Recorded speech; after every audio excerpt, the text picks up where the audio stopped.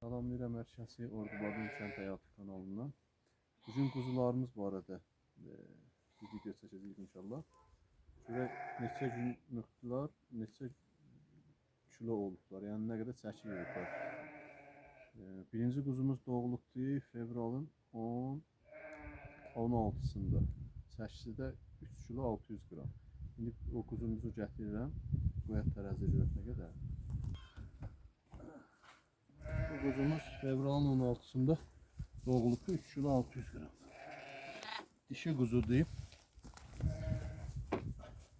Adı da bıdıqdır. 18 kilo 750 gram.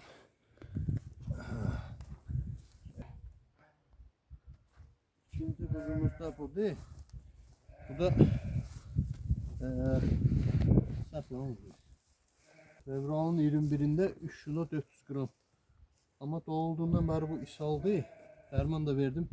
Düzelmedi. Bunu çekiyorum. 14 kilo. Ha. Bu da dişi kuzu değil. Ama böyle ishal olduğu için yani çəki yığmayıbdı.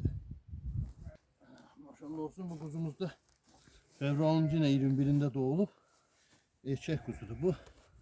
4 kilo 600 gram doğulubdu. Oğlanda. Çekiyor. 18 kilo 700 gram da böyle. Erkek kuzu değil bu da. Bunda adı olsun hozu. 3 tane hozumuz vardı. Kastık bari bundan yerinde. Hozu. Bu da 4. doğulan kuzumuzdu. Fevralın 24'ünde 4 kilo 200 gram. Dişi kuzudu. Bunu da koyalım. Bunun da adı şulukçudur. Şulukçu. Dur. Baba. Şulukçudur. 15 kilo 350 gram da bu da.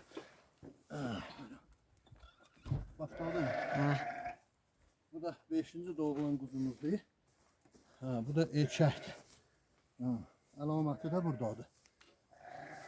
Kozu geri. Bunda kozu geri. Bunda adı kozu geri olsun. 17 kilo 550 gram. Mart'ın 1'inde doğulubdu bu kuzu. Doğulanda da 4 kilo 600 gram. En ahırda doğulan. En ahırda doğulan bu da. Allah berekatını versin inşallah. Bu kuzumuzu da ben çok istiyorum. Hoppa. Yaxşı. Mesela bu.